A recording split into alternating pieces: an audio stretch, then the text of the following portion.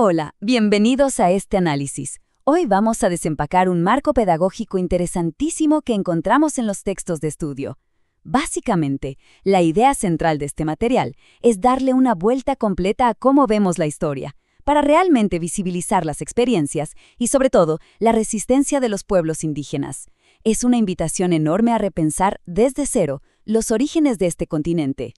Para que no nos perdamos, nuestra hoja de ruta tiene 4 paradas rapidísimas. Primero, entendiendo el Abya Yala. Segundo, investigar, analizar y producir. Tercero, la historia y la resistencia. Y para cerrar, métodos para la descolonización.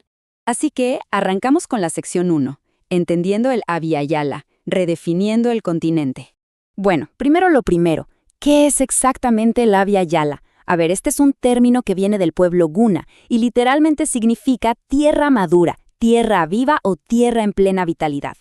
El material base que estamos revisando explica que usar este concepto es una forma de desafiar directamente el nombre impuesto de América. Es de hecho una manera de recuperar una identidad cultural profundísima que ya existía y que florecía a lo grande, muchísimo antes de la etapa de colonización. Entonces, la pregunta del millón, ¿por qué importa todo esto? Según el marco que estamos estudiando, adoptar Abya Yala es el primer paso, el paso crucial para empezar a descolonizar la historia. Porque al usarlo, los textos nos dicen que pasan varias cosas. Se reivindica la identidad originaria, se cuestionan los nombres colonizados, se reconoce de entrada que aquí ya había grandes civilizaciones y se recupera una visión totalmente nativa del espacio y el tiempo. Es básicamente cambiar los lentes con los que leemos el pasado. Pasamos a la sección 2. Investigar, analizar y producir. La tríada educativa central. Lo verdaderamente fascinante de este enfoque es que exige un rol súper activo, nada de sentarse a aprender fechas de memoria. Aquí se trata de acción mediante 3 pasos clave. 1. Investigar, que significa salir a buscar múltiples fuentes mucho más allá del clásico texto oficial.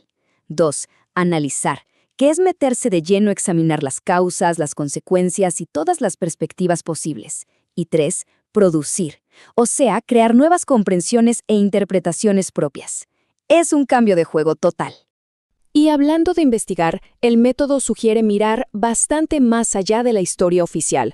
Obviamente incluye revisar las crónicas históricas y los estudios académicos, sí, pero pone al mismo nivel de rigor a otras fuentes, los testimonios orales, la evidencia arqueológica y, muy importante, las experiencias vividas por los pueblos. Es decir, la memoria de la comunidad se convierte en una fuente académica totalmente válida. Fíjense en este contraste porque es brutal. El marco propone un cambio de paradigma súper profundo. En un lado vemos el clásico término de descubrimiento, ¿no?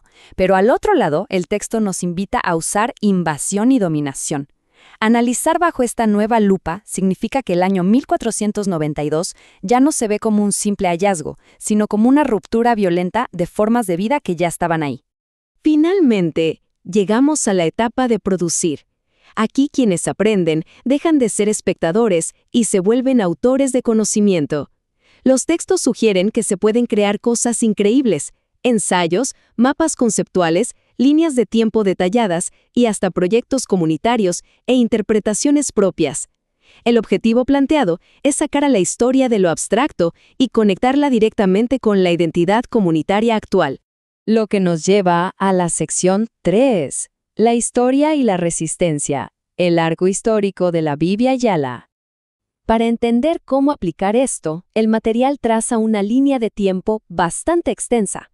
Empieza en la era antes de 1492, la época de las grandes civilizaciones originarias. Luego marca ese punto de inflexión gigantesco, la invasión europea. De ahí recorre los siglos XVI al XIX, descritos como de fuertes resistencias indígenas, y finalmente aterriza en nuestro siglo XXI, enfocándose en las luchas contemporáneas. Antes de la colonización, hay que entender que estas civilizaciones, como los mayas, incas, aymaras, guaraníes y mapuches, poseían conocimientos científicos, sociales y espirituales increíblemente avanzados. Los textos nos muestran que eran expertos con saberes complejos en agricultura y astronomía, medicina tradicional, una arquitectura espectacular y formas de organización comunitaria súper sofisticadas. Luego llega el contraste, y es un contraste abrupto. Las fuentes estudiadas señalan que la llegada de los europeos representó un intento sistemático por desmantelar todo lo anterior. Los textos relatan que esto significó la explotación a gran escala de los recursos, la imposición de una nueva religión, la esclavización y una negación profundísima de todos esos saberes ancestrales que acabamos de mencionar. Pero, y esto es clave en el material, los habitantes de la Via Yala jamás fueron víctimas pasivas. Los relatos documentan una resistencia histórica tremenda y constante. Esto se vio en levantamientos armados y defensa territorial, por supuesto, pero también en el esfuerzo monumental por preservar el idioma, mantener la memoria oral viva y resguardar las prácticas espirituales. Los documentos destacan figuras históricas como Tupac Katari, Bartolina Sisa y Tupac Amaru II como ejemplos de esta gran resistencia. Y ojo con esto, estas luchas no se quedaron atrapadas en el pasado. Hoy en día, las fuentes recalcan que las comunidades del Abya Yala siguen activas, continúan exigiendo sus derechos colectivos, defendiendo férreamente su territorio, pidiendo autonomía y, sobre todo, exigiendo un respeto integral hacia la Madre Tierra, manteniendo vivísima su participación política. Entramos a nuestra última parada, sección 4, métodos para la descolonización, el kit de herramientas pedagógicas. Aterricemos todo esto. ¿Cómo se aplica en el mundo real? Bueno, el marco nos da un kit de herramientas accionables que prioriza escuchar directamente a la gente.